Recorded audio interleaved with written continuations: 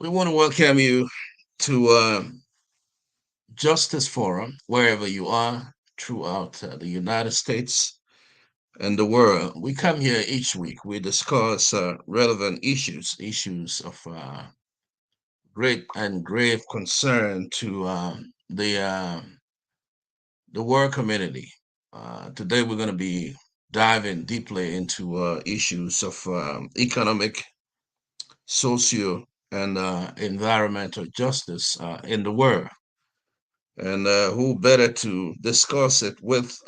It's a great privilege today to have with us Dr. Lisa Jordan.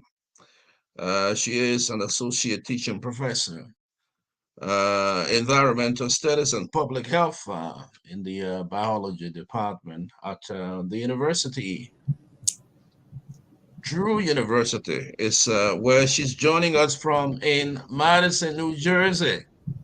I have a great degree of admiration for this professor, and I can tell you this is going to be a learning and a teaching moment. She's joining us from the forest. We regard Drew University as the forest. Good morning, Dr. Jordan. Welcome to the show. It's good to have you with us. How is campus, the student community? I haven't seen you since COVID, so Good the power of morning, technology. David. Yeah, how you doing today? I'm doing well. Thank you for having me. The Drew campus is doing well. We're back together again in person and recovering from COVID, but it's, of course, still ongoing. That's right, that's right. And the world is in turmoil in the midst of everything that is happening. These are conversations, in fact, we had. I remember in one of your classes, even before COVID hit, I was wondering, and I'm like, wow, this is probably a message that was coming to us, and we were looking at it from a theoretical standpoint, and COVID hit. Here we are. The war is indeed a different place, and this is why we thought it wise to have you with us this morning to have a conversation around socio-economic and environmental justice in the world. That is quite a big topic, but we want to see how we can streamline it from an American perspective, since you teach at one of the leading universities in the state of New Jersey. Environmental concerns, issues surrounding social and economic justice. How can we define it to begin this conversation with us today? As there are many who are indeed watching, listening. Could you define it, Professor, to take up the show? Sure. I really see environmental justice as about participation in everyone in the decision-making process surrounding environmental issues. That means bringing everyone to the table and allowing everyone a chair at the table to talk about what's important to them and not make environmental decisions from elite statuses or without consent of people who are being affected by those decisions. Yeah, consensus nowadays is hard to come by. The vitriol, the division, the stigmatization, everything associated what it is, something that has to do with making sure that we can live in an environment that is environmentally free, is accessible, and issues surrounding just a typical example, what COVID has taught us, how intrinsically interlinked and globally we are. That should be quite a clear example of what it is, as you've emphasized it. Now, my question is, why are we practically still in denial about what environmentalism, issues of socio and economic deprivation, the impact that it has on all of us and all of humanity, irrespective of where you are, either you are in the global north or you are in the global south? That's a great question, Zaze, and one I ponder myself often. what limits our knowledge and understanding of how important the environment it is, how we are all connected to it, and how our care and treatment of the earth have different outcomes for different populations. Why are there inequities in access to things as basic as clean air, clean water, and access to affordable, healthy food? And I think the sad answer that I've come to is that a lot of folks see the environment as a resource, as something to extract from and just sell. And there's a lot of moneyed interests in, you know, getting oil, coal, fuel, and circulating it. And so that puts the environment in a difficult place because there are more folks who are advocates for extraction from environmental systems than for the earth systems themselves. So it's difficult because these issues definitely impact us globally, but we're not hearing the information we need to about why those systems are so important, because they're also very they're very important to the pockets of a lot of companies. Okay.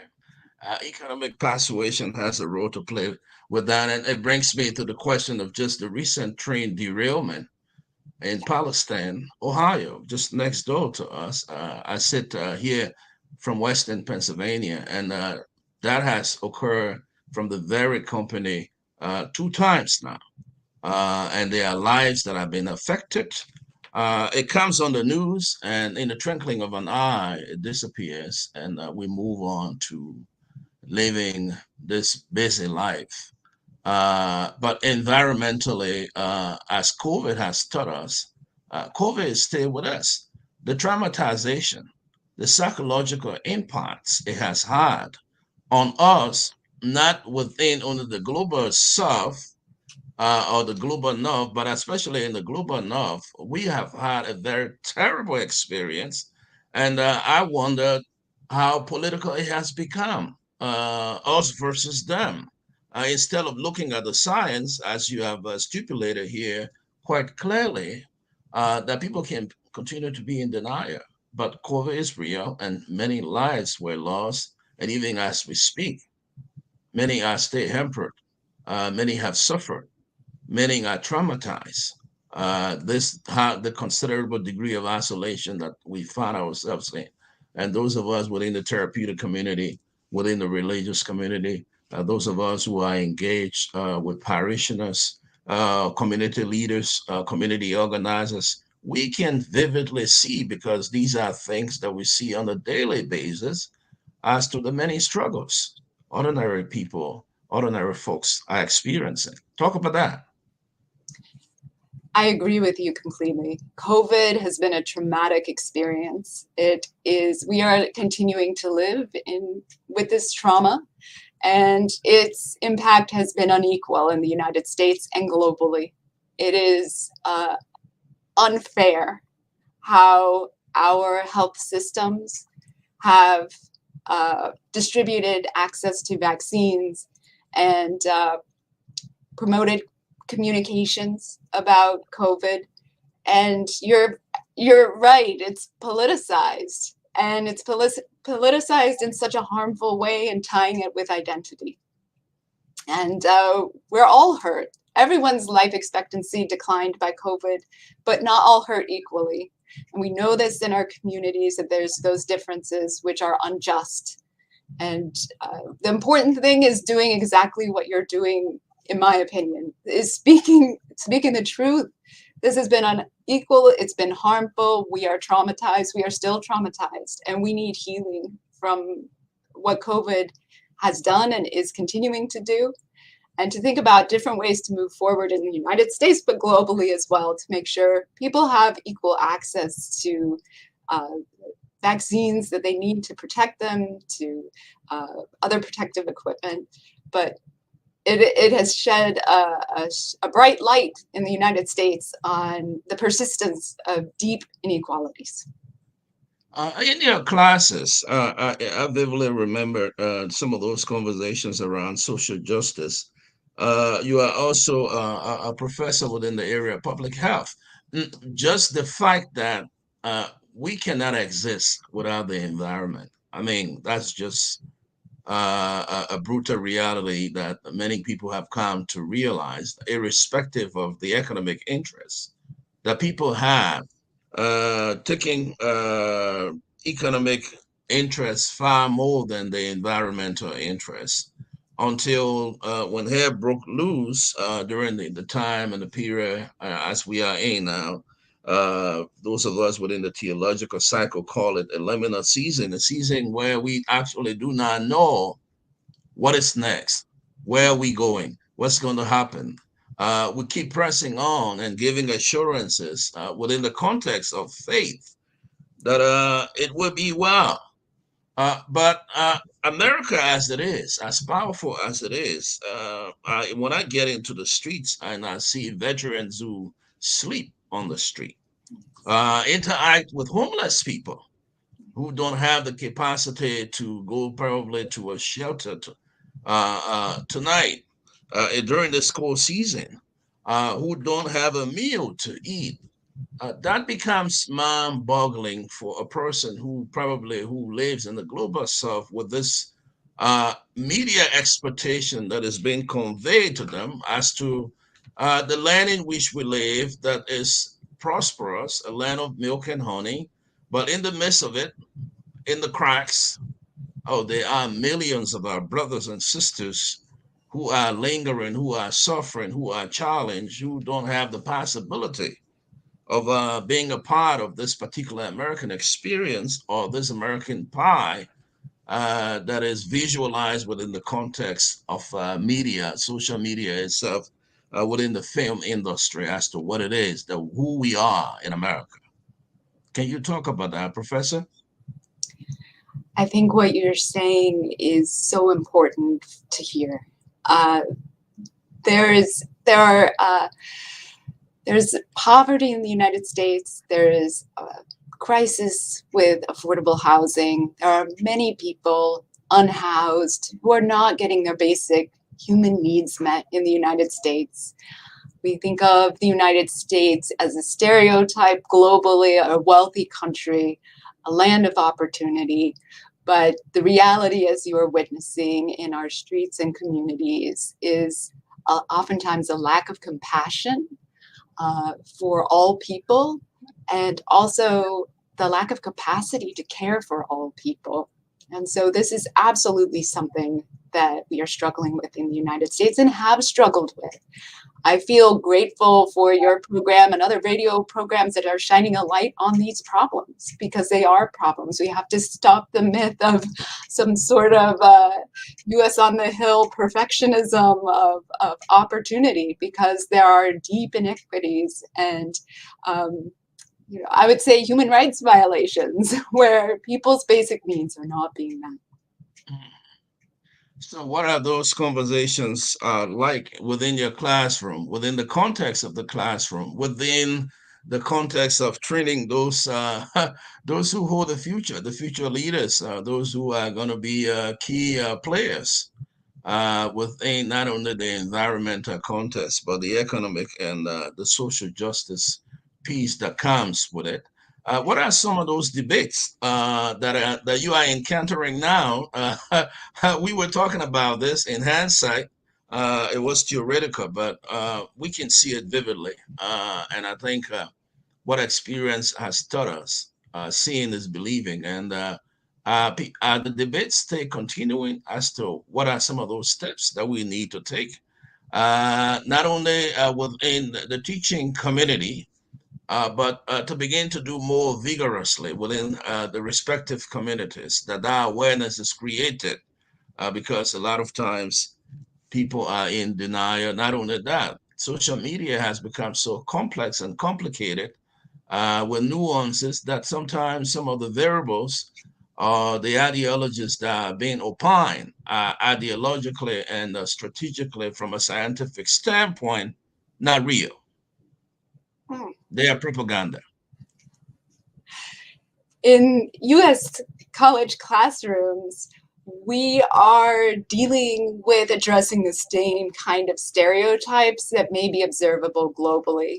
The US educational system has not been perfect in shedding a light on the sources of systemic inequalities that exist in the United States.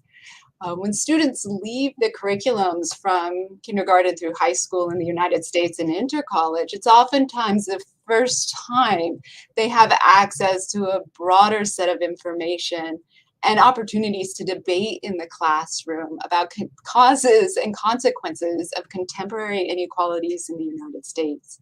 So it often begins with an understanding and assessment of what they didn't have access to before, understanding US history of colonialism, of enslavement of people, and what that has meant over time, including Jim Crow, often excluded from US curricula, to let's talk now about where we move from where we go from here.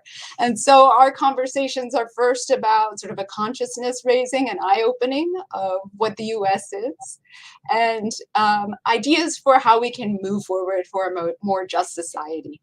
I teach community-based learning courses where students commit time to service work outside of the classroom, and that's where I think that practical access to knowledge happens, is when you work in a food pantry in the United States, then you understand we have a crisis in food security. When you work with environmental organizations that are resisting the construction of new power plants in low income and minority communities, and you realize, oh, the way we've planned and developed our infrastructure in the past has been built on prejudice. And so it's through working with community and engaging readings that are challenging to sort of traditional conceptions of history in the United States, and it gives us access to talk about social justice and a way forward.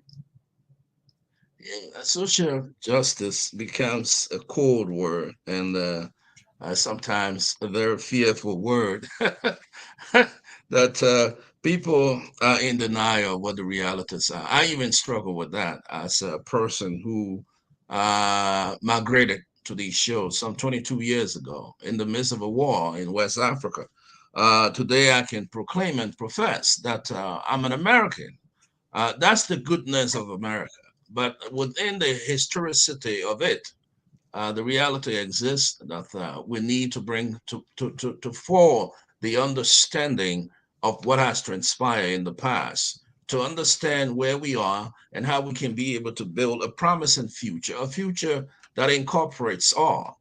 Because as long as there is global migration, as long as there are systemic structures that continue to oppress people, marginalized people, indigenous people, globally, and if conglomerates that only have the interest within the economic context to exploit the resources of ordinary people, of indigenous people, but leave their lands devastated, then it becomes a problematic proposition to know that we are interconnected. And if these things are taking place in one part or the other of the world, what affects one affects all.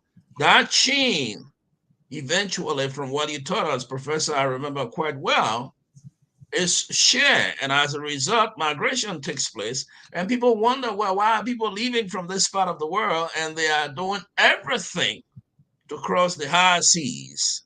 And some, in fact, in the process become victims. I mean, these are the underlying intricacies, the interlinking of it, and how structurally they are all systemic and they produce an effect that is that residual effect that is affecting us. Well, thinking that, well, okay, COVID started in China, but it was not an American problem. And failing to realize that we were indeed connected globally. And within a split seconds, what happens? There are thousands of Chinese and tourists and others who are flying. They are taking over Europe, and before America could realize it, COVID was already here. Isn't the reality where we are? Why can't we learn from history? Why can't we learn from you as professor? Why can't we learn from the technicians those who hold the incredible, the impeccable knowledge as to what it is that is prevailing. Why would we continue to be between these wars where this divide and rule mentality exists and at the expense of the common man, the common woman, the marginalized communities? The debates continue. And, I was watching news the other day when this whole train derailment took place in Palestine, Ohio. The conversation was, where do you take the waste? And this other state is saying, no, we don't want to hear. And I'm like, oh my goodness, this is where we are. And I started to look back to say, okay, these are some of the debates and issues that Professor Jordan would talk about. What are those experiences also for students who are doing those community projects, beginning to see, to have an eye-opening understanding as to how systemic these issues are, depending on where you are, what side of the aisle you are, what is prevailing, but to look at it from a real cognitive standpoint, a social justice standpoint, to realize that what affects one affects all. It may be taking place in Palestine, Ohio, or if it's on the American news, a lifespan of what? Less than 2 minutes, it's gone away. And we go back to normal. Right. I think that it feels like these kind of disasters are part of our deal with modernity, that to have the contemporary products and internet access and technology, that the costs are random disasters that disrupt and destroy communities. And it's important, what we see in Ohio is a lot of people gathering and saying, no, we have to find a better way. We have to make changes in the policies that permitted this to happen. And for each disaster like that, there needs to be rallying around those communities most affected and real pressure for change, because we shouldn't have to accept sacrifice zones, as they're sometimes called. We shouldn't have to accept that people, land, places, wildlife, rivers are worth disregarding, are not worth, are of no value, that are expendable, that are something that becomes waste because of our modern systems of consumption. There are better ways to do things. And I think that kind of transformation is possible. And I love the points you've been making about how everything is connected. What happens in China affects human health globally, right? What happens in Ohio affects everyone. It is disappointing that it's a flash that gets attention and then seems to disappear. But what we know too, as you said, by being educated in a community-based learning setting, is that there is a day 2 and a day 3 and a day 4 and a time period that happens after the disaster when many community volunteers continue to work on these issues. Over winter break, I went with students to New Orleans, Louisiana, in the United States, in the Southeast, and we volunteered with a long-term recovery organization called lower9.org. And their whole idea was, after Hurricane Katrina, which was many, many years ago, the students I went with were children when Katrina happened. There's still ongoing recovery in the lower ninth ward to restore homes, but also restore people who have been deeply traumatized, not by just Katrina, but multiple hurricanes and disinvestment in community. And so there is an effort. If we're moving to that more just society, it means being there on day 2, day 3, day 4, not just the day we see it on the news, but an ongoing commitment to restoring people, restoring their communities, restoring our natural systems. Yeah, Hurricane Katrina. You take me all the way back, and I'm just reflecting, challenging as it was. I was just arriving in this country then, and if that has persisted for so long, and it has made people to move to other parts, just how challenging and how devastating environmental degradation is what it brings to the community, the destruction, the traumatization. I think this is quite an enlightening engagement. And I indicated in the bike that we will want to have Professor Jordan to join us from time to time on the Justice Forum. Those of you who are just tuning in, we want to welcome you to the Justice Forum on the Christian Vision Broadcasting Network. We transmit to you today from Western Pennsylvania. Professor Jordan happens to be associate teaching professor, environmental studies and public health in the biology department. She's speaking to us from Madison, New Jersey. The forest, indeed an incredible place, a place of higher learning, a place of engagement where the global community meets. I am hoping to return to campus prayerfully sometime early next year. But this is quite an interesting and fascinating conversation. What is it from the governmental standpoint? What assessment can you make for us in terms of the current administration? Is it working in line with the environmental movement? Those of you who are environmentalists, those within the context of the social justice movement, trying to bring light, to share a light on what's happening in the dark, and for communities to be aware. What are some of those reference points that you can be able to give to us today for people who are watching, people who are listening, who have interest within this context of environmental, economic, and social justice within the global community, but especially with specific emphasis on the American perspective? Where do we stand? And maybe my follow up to that would be, is the environmental movement itself, is the justice movement itself, is it playing its pivotal role that it needs to play to ensure those checks and balances are there to hold leaders' feet to the fire, to ensure that they can serve and serve well and serve their communities, because those are it's for that purpose that they come asking the people to have them re-elected or elected every 2, 4, or 9 years. I think a lot of environmentalists in the US today are disappointed. I believe generally, since the Trump administration was so hostile to environmentalists in terms of, bringing in the CEO of Exxon for the State Department leadership, bringing in industry insiders into the EPA. It was a very, very hostile time for environmentalists during those years.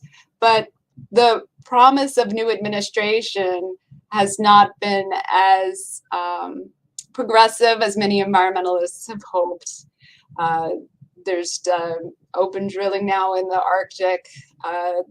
There are a lot of compromises being made for ongoing fossil fuel investments in the United States. And there's a little bit of disappointment that there isn't more effort on truly a Green New Deal in which there's massive transformation of US energy systems. It seems like we're still living with a lot of legacy energy projects. That said, I also feel that the environmental broad movements have still struggled to integrate environmental justice and the work of social justice. And I do appreciate that there is an increasing recognition of the importance of environmental and social justice. But from what I hear from that leadership, we have excellent environmental justice leadership in New Jersey and Newark with the Ironbound, with the New Jersey Environmental Justice Association, with a number of extraordinary advocates. They've expressed their discontent with the current Biden administration in really defending frontline communities from exploitation. So there's remains a lot of work to be done. And I would generally say there's disappointment on the broad movement and then also the specific movement for environmental justice. But there's no giving up. If you work and are invested in these areas, the earth matters. Everything's connected. It's going to affect us. And so you feel an obligation to keep moving forward. Um, and hope to continue to pressure organizations. So we don't have some kind of consensus on fossil fuel use and a consensus on extraction, but a focus on protection of the earth and its natural systems. And the people that depend on them. Yeah, that's right. And the Green New Deal, my is that the way to the future, Professor? Even in the midst of all of the debates and all that we have, is that the way to the future that we can depend on solar energy? I just returned from West Africa, and I have a very interesting experience in terms of the power consumption that ordinary people have to endure, have to experience on a daily basis, and the cost attached to it. And I decided to go a little solar, and I saw a big difference in terms of how much was being spent within the context and the time of a 1 month period that I stay touring parts of Liberia. I think solar energy is efficient. I'm not in any way engaged with any solar group or not, but I mean, I'm just speaking from my own experience. And instead of using fuel, which was quite costly when I spent about a month out of this country. The way to the future, the Green New Deal is the way to the future in the midst of all of the resistance. Is that what I'm hearing you to say? I think you're right to be critical. It is a transformation, not just in the energy systems, but in a way of business altogether. And it is aspirational to pursue a true Green New Deal where we treat people and environmental resources as valuable. And that itself does have its cost in terms of economic convenience that we're accustomed to. So I think you're totally right to be critical, and that there's no direct substitution without transformation. There is no direct substitution of existing energy systems without transforming the way consumption happens as it does right now. And that is asking for, in some cases, painful transition for some people who feel very comfortable with those systems that exist. So it is, it's not an easy request for a change. That's For right. sure. Change itself is hard. And in respect to that, what we eat is quite important. I won't like to forget about that as we have this conversation around socioeconomic and environmental justice in the world. I was thinking about just how affordable organic food is within the American context. And looking back to areas in which organic food is easily accessible.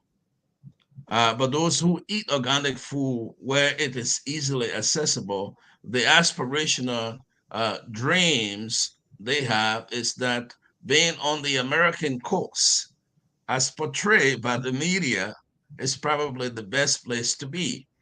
Talk to me a little in an educational sense about all of what we are experiencing within the context of what we eat. Who affords it? Where can you find it? The vulnerability associated with what we eat, where the foods are coming from, and how environmentally safe they are, that are bringing all of these challenges and difficulties. You are in the area of public health. Who can afford to go to the Walmart? Who can afford to go to Whole Foods? There's a lot that it costs within a day if you are an average buyer from Whole Foods as compared to the person who goes to the Walmart? Talk about that.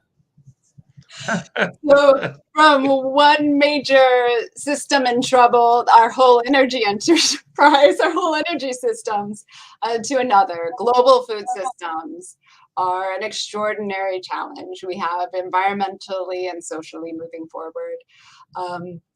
In the United States, many of us are dispossessed from our ability to make and grow our own food. And for now, I think for me, multi-generationally, since my great great grandparents were all farmers, that the knowledge that came with farming and growing your own food has been lost for many people living in the United States.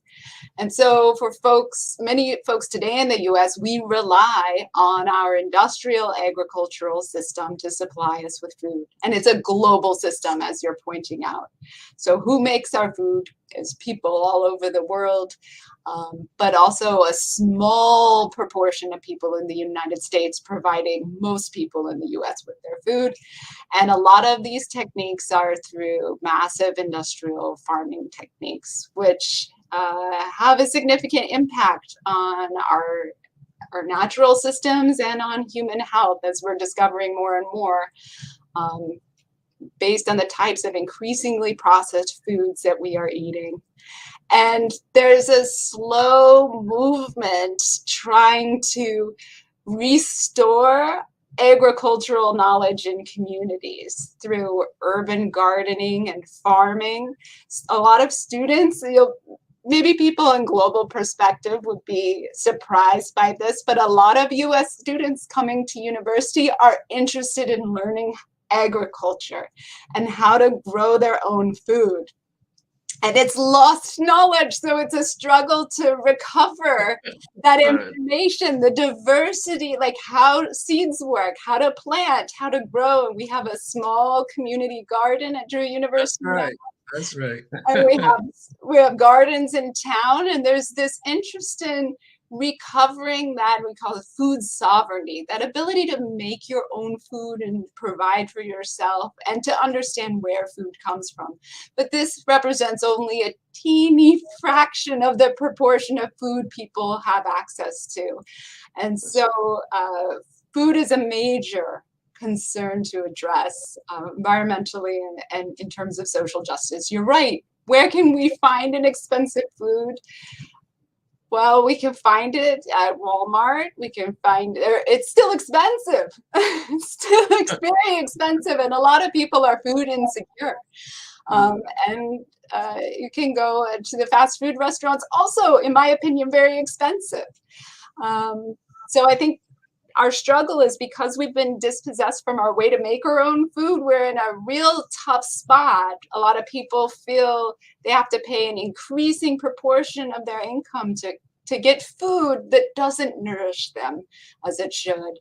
And it's also a crime in global perspective, thinking about all the folks who export food so that folks in the United States can have access to food as well. And then, of course, all agricultural politics in the U.S. are subsidies of wheat and corn and unfair pricing of those products in global systems, which honestly is stealing from the world's farmers who are putting their labor into really important products, for survival of people, but not getting adequately compensated because of the economic system, the global agricultural economic system. So another major challenge. I think of, so my great uncle talks about my grandmother, great grandmother, raising a growing farm, growing her radishes on the arid plains of Colorado. And he remembers her saying, this is opportunity. This is opportunity to have a place to grow your own food. And he didn't see it that way. He thought, oh, it's not worth it. And I think that happened intergenerationally for many Americans, the denigration of food growing, the choice to leave to the cities for a better life and to lose the knowledge that came with cultivating land and growing your own food. And I think of he went to work with Martin Marietta, now Lockheed Martin, you know, the defense industry. And I thought, oh, I wish I had that connection back to my great grandmother. I wish I could see her opportunity and learn to grow the foods that she knew how to grow. So we have a lot of relearning, restoration, healing to work on in the United States in terms of food.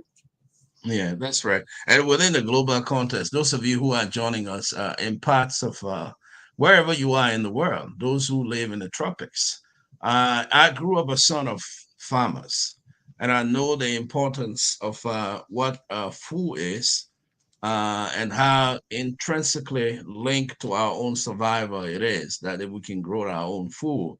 I have tried to encourage many, even as we speak. I have had the opportunity to return to visit, and my father was a great farmer. My mother was, and trying to see how some of these farms that were devastated by the war, displacement, and people fled, but beginning to encourage our people to understand that growing your own food is an incredible source of empowerment, especially when those foods that you grow are organic, natural, they are God given, and it doesn't have any inclusion of preservatives, fertilizer, and the rest of it, as others have to do in other parts of the world, especially those of us who live here, as Professor Jordan has indicated. We're going to be wrapping up this show, Professor Jordan. From a social justice standpoint, I want you to clearly define for me who is an American, because this debate continued to be a persistent debate within the context of the American political pathology as to who is.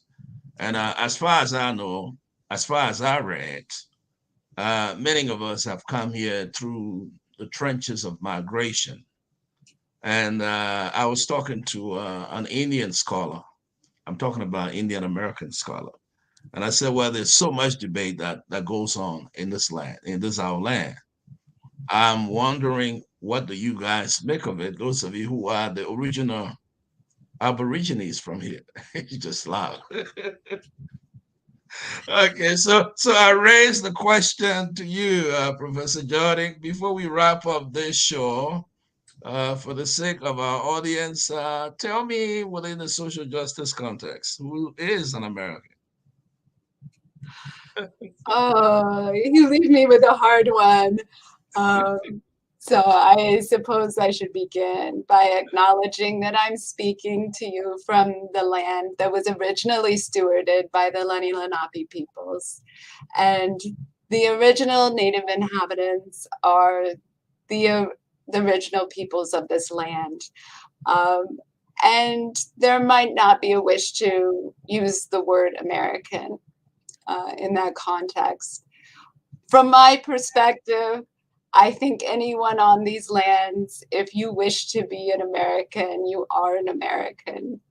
I advocate for open borders. I know aspirational. I'm all aspirational, but in my opinion, it's a human right to move where you want to move. And so that's something I advocate for. I think that our immigration system is inhumane, and I would love to see it removed. I think it's criminal what the US government does to folks on the borders.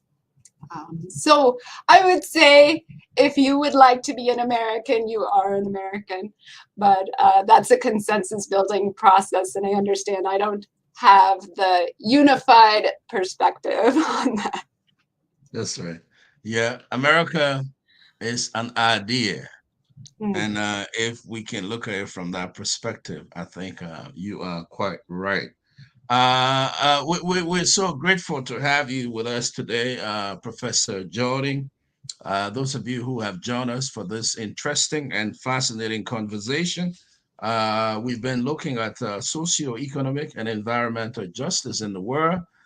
This is a very huge topic, seeking an American perspective. Who better to discuss it with?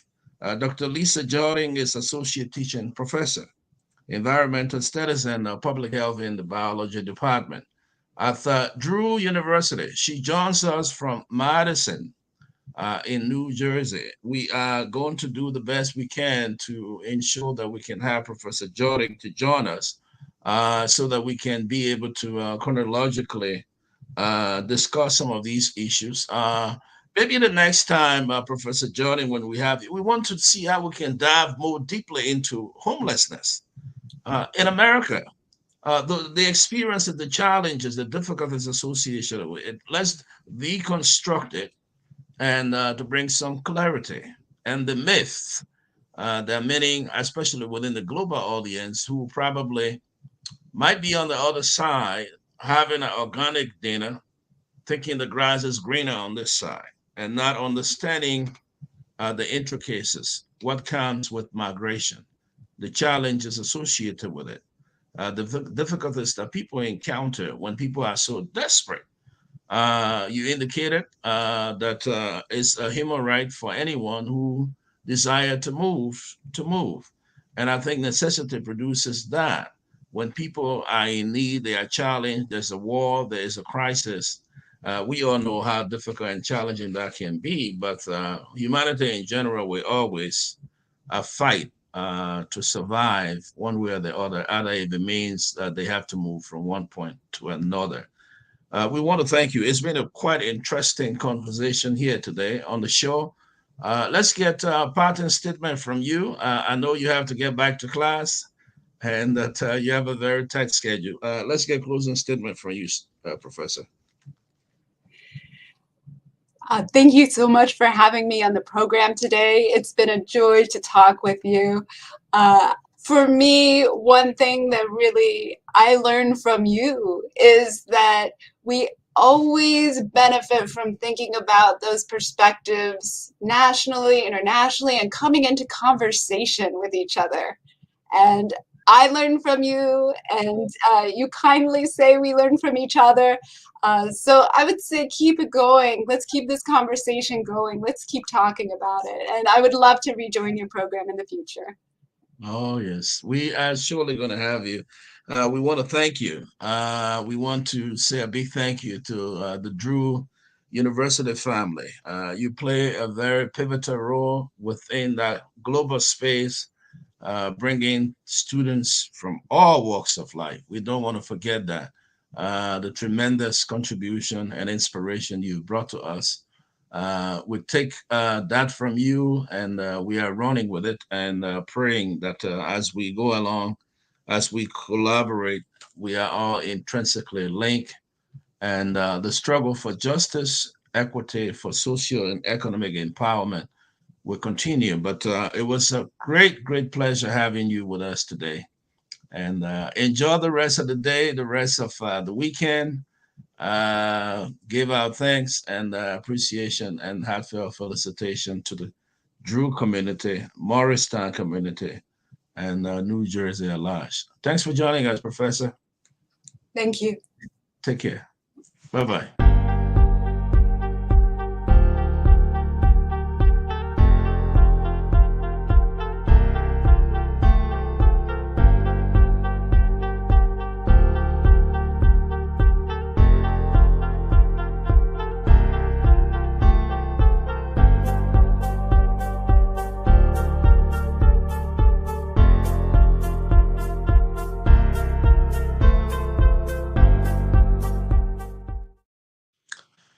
I want to thank you so much, ladies and gentlemen, for joining us today. Our special guest was Dr. Lisa Jordan, Associate Teaching Professor, Environmental Studies and Public Health in the Biology Department at Drew University. The topic under discussion today is social economic and environmental justice in the world, seeking an American perspective.